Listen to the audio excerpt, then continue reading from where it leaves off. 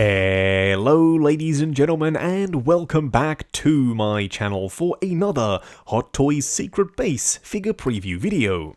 Now before we begin, I want to say a massive thank you to Ryan Kirkwood for going out in person, even though there were typhoon alerts, to get these glorious pics. Show Ryan some love down in the comments below, because without him and his bravery, we wouldn't have this video. If you are looking to pre-order either of the two Lokis, they are available from toyswonderland.com. Link for that is in the description below. They have 12-month installment plans and an awesome reward system. Now, following on from our Sylvie figure preview video, we're now taking a look at another Loki. Actually, the Loki. Now, I personally didn't expect them to make either of these two figures. I mean, the design specifically for Tom Hiddleston as Loki, it's very simple. It's literally him in a business outfit, not very toyetic. But some of the accessories he comes with makes him a little bit more toyetic, perhaps. First of all, the Tempad. I love it. I loved it with Sylvie. It looks great here too. I wouldn't mind if they printed some detail on the screen, which I'm pretty sure they will. He also comes with the little Miss Minutes computer with a really nicely painted image of Miss Minutes on the translucent screen. You also do get that same time charge. This one though looks a little bit more purple, so maybe this one is closer to going off versus the one that comes with Sylvie. But by far my favorite accessory that comes with Loki, or I should say, favorite set of accessories, are the two versions of Miss Minutes. They're translucent, they're pre-posed, you've got two different expressions, they look glorious. I honestly couldn't be happier with these versions of Miss Minutes. It's exactly what I was hoping for. And when the light hits them just right, they kind of look like they're glowing. So Hot Toys, in terms of Miss Minutes, you exceeded all expectations. I would have actually loved to get a Miss Minutes pack with a couple of different versions of the character. Maybe sometime down the line we'll see her again. You do get the little collar that they place on Loki to prevent him from being able to use his abilities. It does say danger on the side, and I'm pretty sure you'll be able to slot that onto the sculpt, or at least onto the neck. Fingers crossed you don't do any damage to the neck itself when you're sliding that on there. Now, just like with Sylvie, you also get some magic effects with Loki, but these ones are significantly bigger. They're the green flame effects. I love these. They're really dynamic, they're pre-attached to his hands. There's something that I didn't really know I wanted with a Loki until I literally saw them. They look awesome.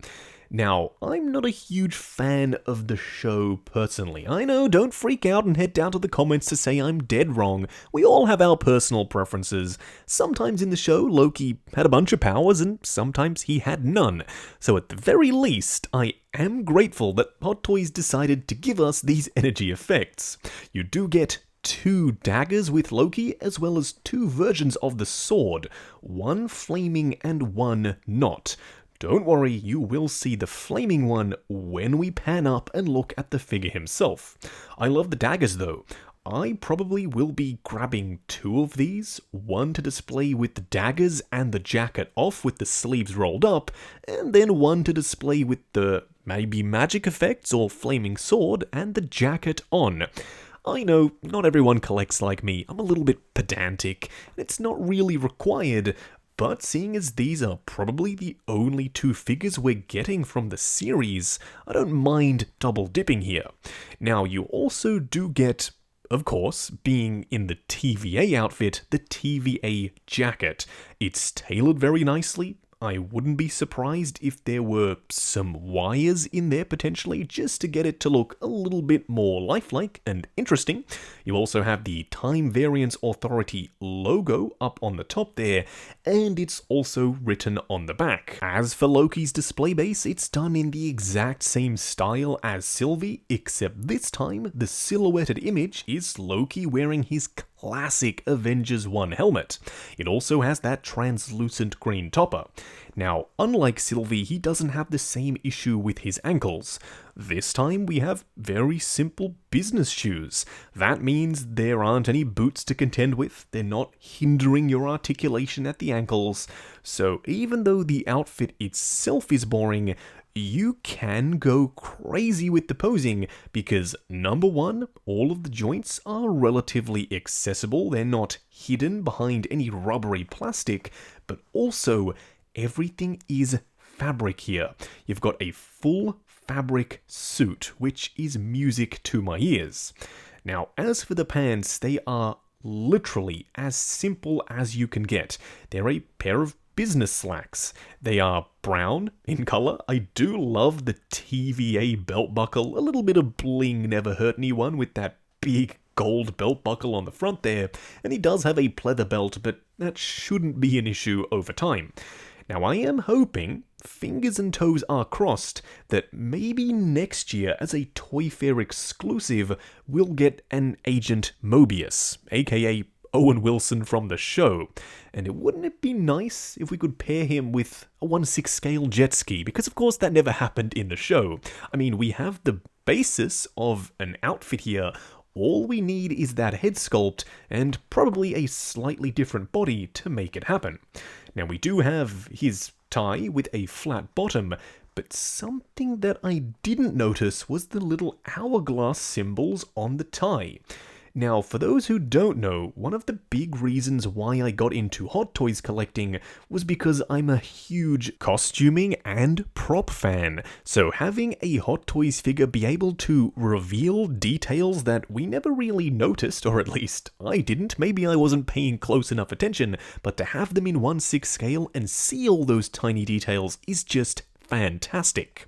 Now, one thing that they've carried over from their Shang-Chi and Wen-Wu figures is the way they've done the forearms. They've also made the hands slightly deeper in terms of where you peg the wrist peg in, so it almost entirely hides, depending on the angle mind you, the wrist peg itself. It does a very good job of looking as seamless as possible. Also, you did just get a look at the flaming sword, which looks glorious. Now, just to give a little bit more visual differentiation, up on top he does have the black harness. Once again, made out of pleather. I don't know if you get any value out of me telling you that it's made out of pleather when you can very clearly tell that it is. Do let me know if that's annoying or if you like me to include that commentary down below, because I'm really not sure if that needs to be pointed out. Either way, I love that you can roll the sleeves up, or to be honest, they're probably pre-rolled, and then when you put the jacket on, they're hidden anyway, so you don't have to worry about them looking too bulky, specifically in 1/6 scale. Now here we have the pièce de résistance. Just like with Sylvie, the head sculpt is glorious. Talk about glorious purpose. Hot Toys have done an amazing job, specifically with the hair.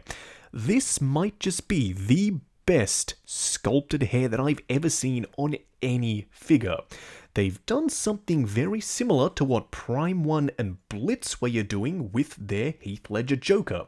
There are a bunch of individual type strands, obviously shrunk down to 1/6 scale. They look a little bit thicker, but it just gives it a little bit more life, a little bit more dimension than having this big hunk with a few pieces coming off the edge.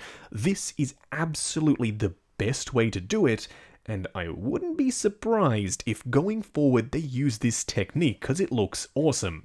So does the face itself. That is undeniably Tom Hiddleston, and I don't care what anyone says, this is the best Loki head sculpt that I have ever seen.